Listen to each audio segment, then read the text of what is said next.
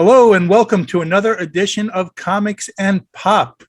I'm one of your hosts, Jonathan Rosen, along with Carlos Idarraga and Troy Cannon. And today we're going to be talking about What If episode number 2, What If T'Challa Became Star-Lord. This was a fun episode for the most. I didn't necessarily think all the aspects were true or realistic, but it was a fun episode. Before I get into mine, what are you guys' thoughts? Let's start this week. Let's start with Troy. What do you think? I liked it. I like the idea. I've always liked the idea of what if. And a lot of times what they do is they take a character and they alter that character, or they put that character in a different situation, or they tweak something about that character that changes the thing. And I'm all over social media, right? And I'm checking stuff out and I'm talking to people and everything. And that came up. And I can't say the absolute biggest thing that people seem to have a problem with, me personally, I didn't. But one of the things that people seem to have a problem with was T'Challa being called Star-Lord, because Quill's mom gave him that name. Mm-hmm. So they're like, well, where would he have gotten it from? So me being me, I just typed, well, he's in the stars, and he was a lord in Wakanda. So Yandus just called him Star-Lord, and that's just where it came from. Coincidence, but not really, because he's portraying the same guy. But everybody seemed to have a big problem with that. I didn't understand it. It wasn't even a thing for me. It wasn't even the part of the movie that got me. Wait, comic book fans being nitpicky over little details? Really? That doesn't sound right. It's a crazy concept. But that was my thing. So for me, I really that's the first that I hear of that. I guess I haven't really been too much on the interwebs and stuff, seeing what people were saying about it. But like I said, it's what if, and he became, what if the name of the thing is what if T'Challa became Star-Lord, right? So what else are they going to call him, right? So I'm definitely with you on that. But like you said, comic book people, we nitpick everything. So like I said, I wasn't happy about, the first episode of What If. So, a lot of people will be like, oh, whatever. But this one I really enjoyed. This one was probably out of the ones, out of the first two, this was definitely by far my favorite. Love the fact that they played into the story of, how, T'Challa was, he's pretty much the son of a king, and he's brought up as a prince. He's brought up to be a ruler, right? So what if he became Star-Lord? He has that, that aura about it where people are going to follow him. And, and he had freaking Thanos following him, right? So it's like, the fact that they took that and into it was awesome. And it was a little bit sentimental too, because we got to hear, Chadwick Boseman's voice. Obviously he's no longer with us. So, that was really kind of hit me a little bit, because, I really enjoyed Boseman as the Black Panther. So that sentiment that, kind of hit me a little bit, and it made it that episode a little bit sweeter to me. The story was cool, and like I said, I really enjoyed the fact that they played into, he on Earth is a king, right? And he went to and had a different life, and he became Star-Lord. He was kind of like their leader, like they all looked up to him. So I thought that was really cool. The thing, I love that part too. I love the part with that Chadwick Boseman. I felt the same with you. Very sentimental, and I love that they were able to record his voice for, I think, the 3 episodes he's going to be in. I read of What If, but I enjoyed it. I thought it was fun. I'm no way buying Thanos being all nice and good just because someone had a conversation with him. I don't care who the conversation was led by.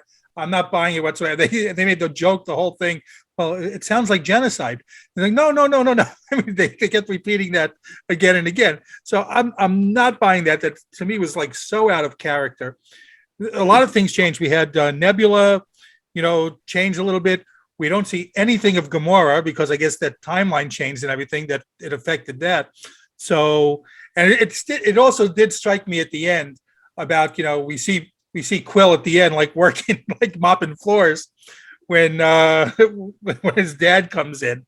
So that part also like hit me a little bit, like, his whole life is like not the same anymore. His whole life is like, this kind of depressing thing that he's mopping floors in a 2-bit restaurant, whatever. Well, I mean, that was kind of real. To me, that was kind of real because, I mean, he was like a kid, some kid from the Midwest, his mom was like a hippie and, she, her claim to fame was that, she slept with a planet, right? And the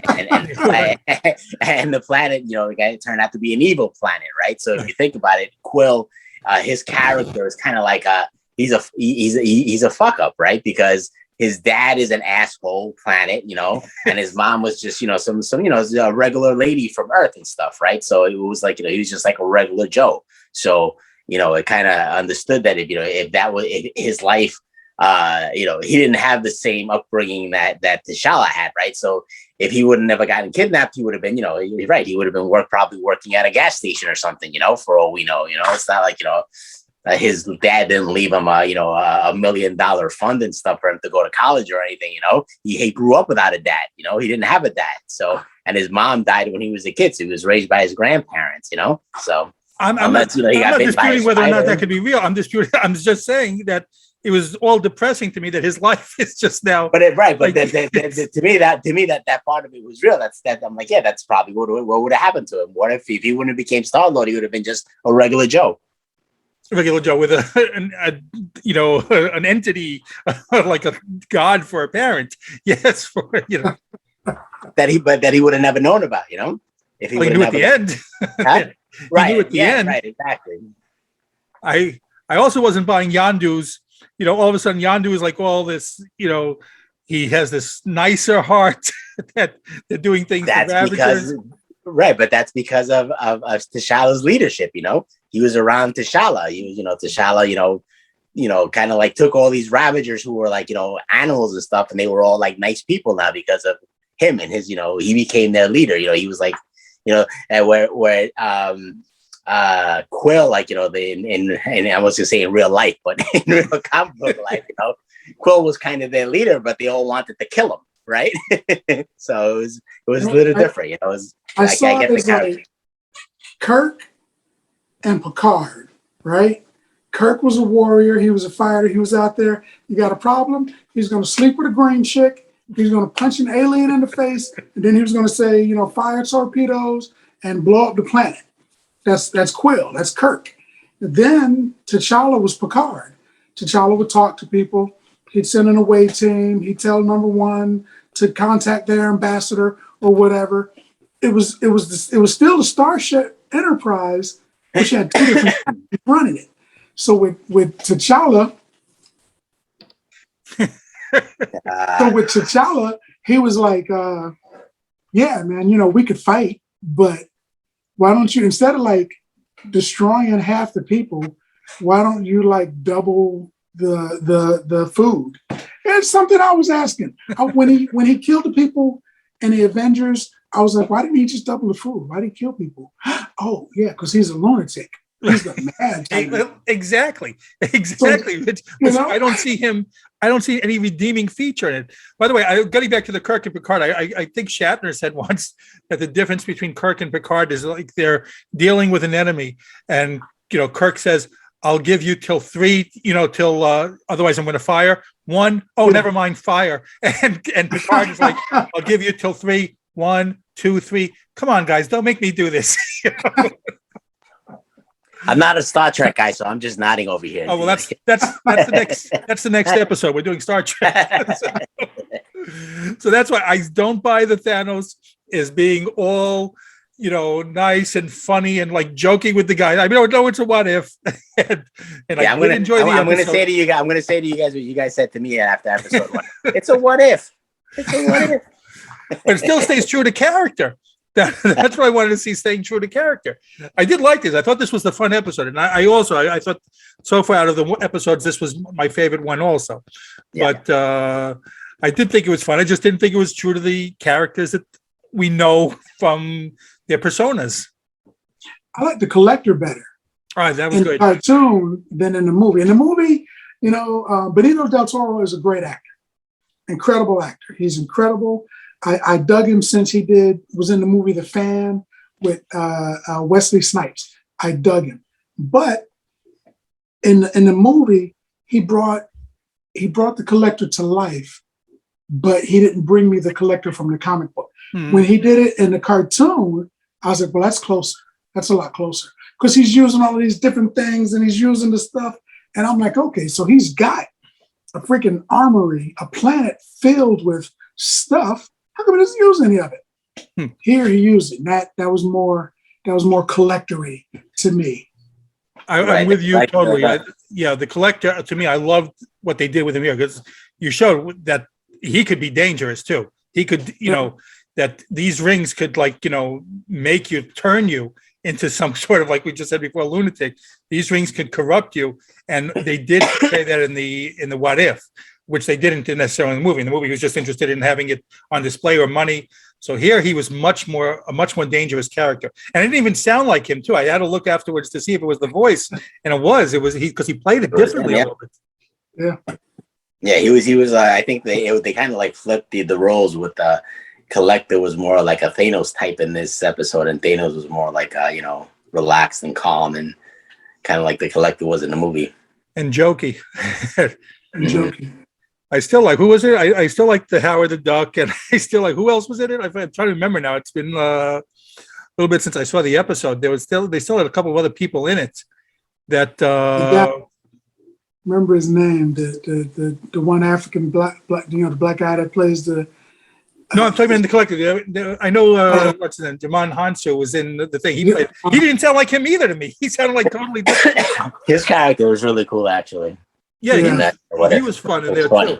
But in the Collector had cases, and some of the cases. Who else was in there? And I'm trying to remember. They showed a not a scroll, but what was the other ones? The one a Shatari. Was it Shatari? Did they have one of those dark elves in there? In one of those things or no? Yeah.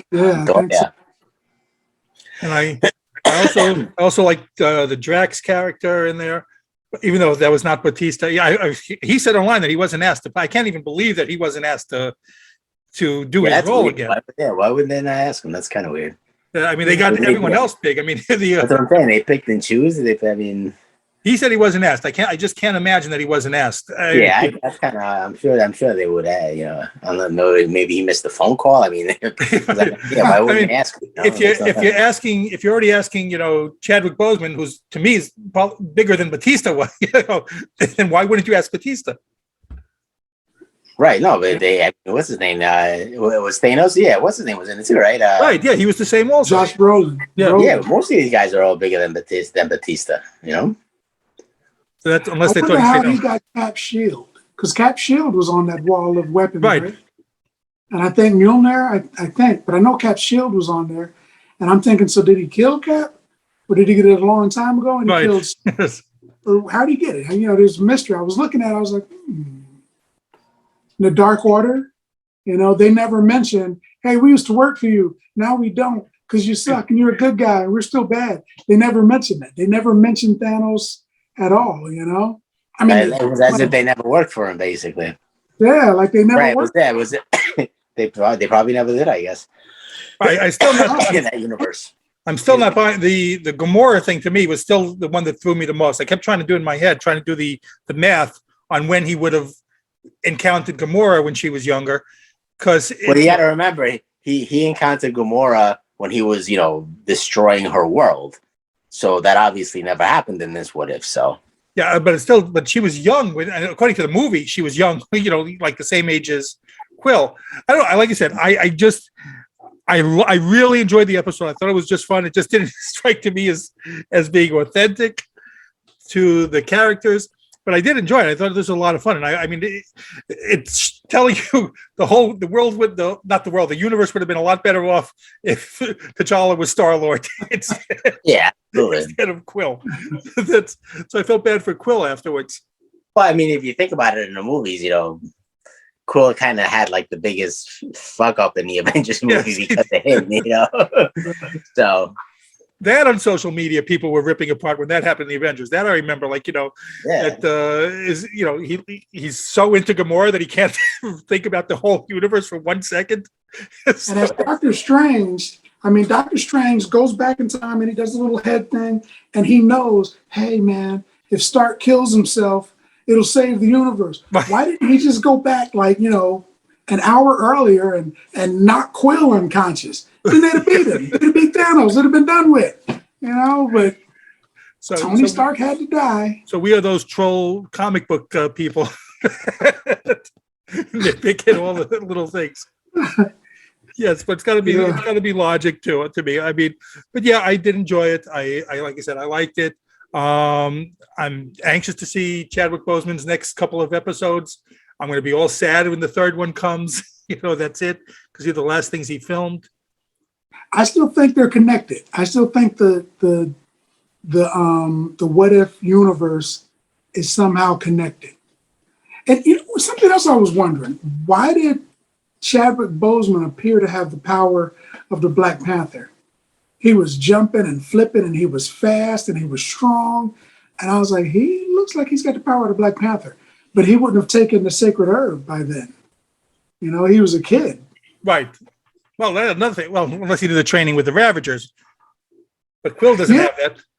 Yeah, but, you know, you train with the Ravagers, you become a better human, but you're not going to fight with, you're not going to get in a fist fight with the you know, the one guy. I feel like I should be kneeling. Should I be kneeling?